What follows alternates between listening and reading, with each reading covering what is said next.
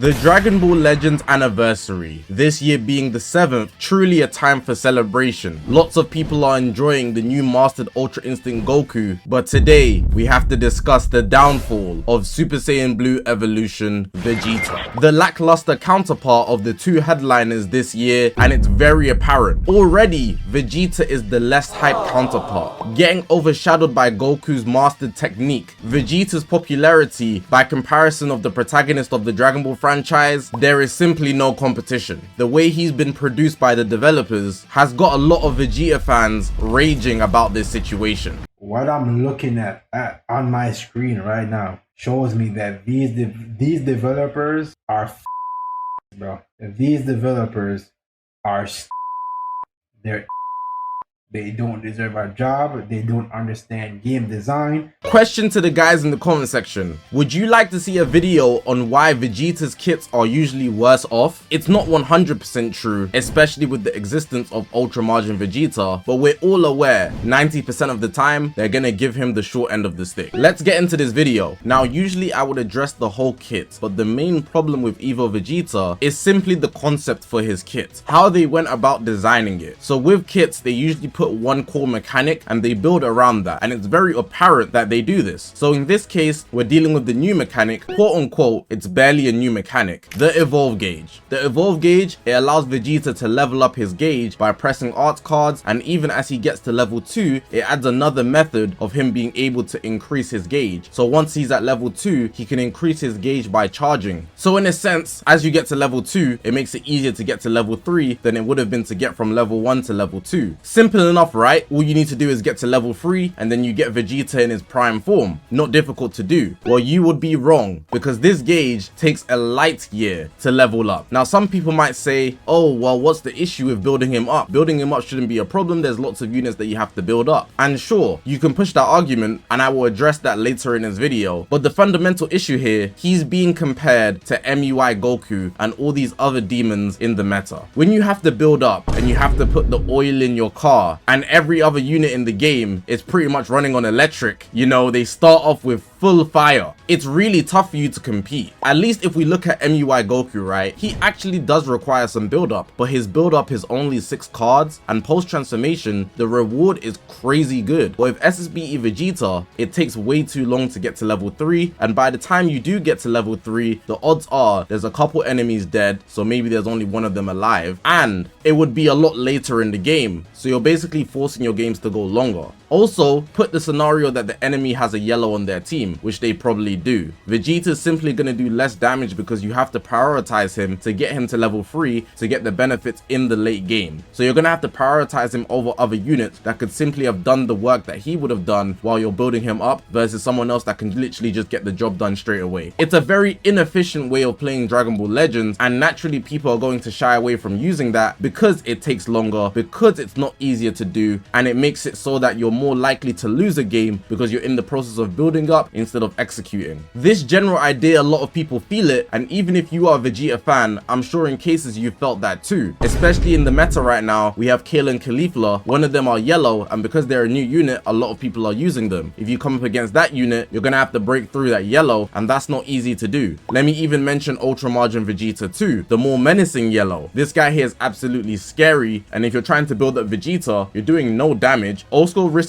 getting countered just for the desperate sake of getting this guy to level 3, where at level 3 the reward isn't even the greatest anyways. It's his peak form, but he's not even a high tier unit at level 3. I would argue the biggest benefit you get at level 3 is that his blue card, he doesn't have an ultimate because he's a transforming unit. It then allows him to permanently nullify endurance. It cannot be cancelled, so any unit with endurance will get broken through. But that's also ironic because he doesn't cancel buffs himself, so he's able to nullify his own endurance if a Vegeta fighting a Vegeta. This is backwards work, and it should be pointed out by everybody. So earlier I mentioned that I would address the idea of building up not being a problem, but it genuinely is a problem. If this was 2021 Legends, I would let you slide potentially, but in modern Dragon Ball Legends, because of the way they've designed certain units' kits, if they invent a new unit that has to build up, it puts them not even 2 steps behind, but 5 steps behind every other character in the game. When they've created monsters like Ultra Margin Vegeta, Ultra Beast Gohan, Ultra ultra perfect Cell. And if you wanted to nitpick and say, okay, these are the ultras, they're meant to be that good, Legends Limited are also built crazy like that. We've got Super 17, who had no build up. We've got Super Saiyan 2, Super Saiyan 3 Goku. We've got Fusing Super Vegito. We've got Ultimate Gohan. You can even put Trunks and Gohan in there. We've got these units that don't require anything to get up and running to do the damage you need them to do. And on top of that, they probably have an extra mechanic that makes them better. And because there's these new mechanics, because there's these new units that do crazy damage, when you're busy building up another unit, it puts them 5 steps behind. In older Dragon Ball Legends, so I mentioned currently right now, this is modern Dragon Ball Legends, so let's just say anything before 2022 is older Dragon Ball Legends. We didn't get mechanics that frequently, maybe every celebration, maybe every other celebration, and because of that, the game didn't advance as fast as it does nowadays. But the game is bigger than ever and they have more resources to do that, so we get more mechanics more frequently. But then you get a unit like this that has to compete with these other units that are getting new mechanics. Even some units are getting old mechanics but just better mechanics, aka MUI Goku, who's able to just reflect damage and take out 80% of your HP without pressing an arts card. It's really tough to say that this unit is good. And I've came prepared, by the way, because I know a lot of people are going to cope and say, nobody complained about any other build-up units. Well, that's just not true. Let's go down a good list of units that have required build-up and because of that aren't good or saw complaints. We have Legends Limited Super Vegeta. His stats are super low and doing all that effort to build him up, it's not worth it. We've got Evo Ken. On release, building him up to do long combos was simply amazing, but very quickly they got power crept and replaced. Why? Because it took too long to get them up and running to do these long combos that aren't doing enough damage. The reward also needs to be there, and by default they phased out and have never come back. We've got Legends Limited Gogeta Blue. Now this is older Dragon Ball Legends, so he's somewhat of an exception, but the guys that were there at the time know that he released with Legends Limited Broly. People preferred Broly because Broly could instantly do more damage, and people saw that as better than going to build up Legends Limited Gogeta Blue, who requires strikes and blast arts to be pressed to get his ultimate damage at the highest it can be. But long term, because that's older Dragon Ball Legends and mechanics came out less frequently, he was able to show that he can do a lot of damage if you could build him up. But immediately on release, and I specifically remember having to upload a video saying that this is how you make him good, people felt he was not that guy. And that's older Dragon Ball Legends, so you can imagine how it looks now when you have units like this. But hold on, I know you're still coping, so I've got more. We've got the prep time gauge, arguably the worst gauge in the game, but surely beautiful to look at. Boo Bros and Gamma 1 and 2. Gamma 1 and 2, they were better than Boo Bros in my opinion, but they require a lot of preparation and then it's a one-time blow. That's not worth it in most cases and it might not kill. That's super tough. Boo Bros, the weaker counterpart, got a Zenkai literally doing nothing now. Come on, you know these guys are build-up characters and people don't like using that in PvP because it's simply inefficient. And then just to put some salt in the wound, but I'm not doing this to slander, I'm just being real. The last unit I have to mention, SSBE Vegeta, the yellow one. He can only do major damage through his ultimate if you prep him to do so. Did you also notice how most of these characters I mentioned are Vegeta units? And that's not a coincidence, which is why I asked you at the beginning of the video, would you guys like to see a video on why Vegeta units genuinely fail in Dragon Ball Legends? But let's continue with this video. Now what I will say is, it's not all bad. Vegeta's career doesn't have to end here, and there's a way to save him and it's already begun. They need to create a value in him, and because he's currently the only purple that has released in this anniversary, him being purple is his value. If they continue to buff greens, right now I'm talking about the fact that they Zenkai'd Rev UI, he's green. He doesn't have consistent type neutral, so Vegeta is one of the best units to break through him. And other units that have gained value this year, God Goku who's being used, and Goku Black Rose, the Ultra. Vegeta being purple is his value, and I want to compare this similarly to the 6th anniversary where they dropped Fusing Gogeta Blue. Now people's brains don't work for some reason, and they can't see that the developers planned the whole anniversary before they release it. In the 6th anniversary, they dropped Fusing Gogeta Blue, and the Ultra we got was Ultra Super Saiyan 4 Gogeta. Now if you look at both of these units, one clearly counters the other in element and with mechanic. Now I don't imagine Vegeta's evolve gauge will counter anything, but the fact that he can nullify endurance permanently for his blue card is something very valuable, especially in comparison to MUI Goku. But that's about it. I think mainly his elements and the fact that he can nullify endurance permanently at level 3 is going to be his saving grace, if anything is going to be a saving grace. I'm not specifically rooting for him, but if there's one way he can succeed, I think that's where his future will lead him, but there's no guarantees regardless, especially if we look at fusing Gogeta Blue. Even though he was the best option to counter Ultra Super Saiyan 4 Gogeta, he wasn't a good option regardless. You'd be better off just rising rushing with fusing Super Vegito, and I imagine that would be the same situation with MUI Goku, who can just counter people and blue card off his green card.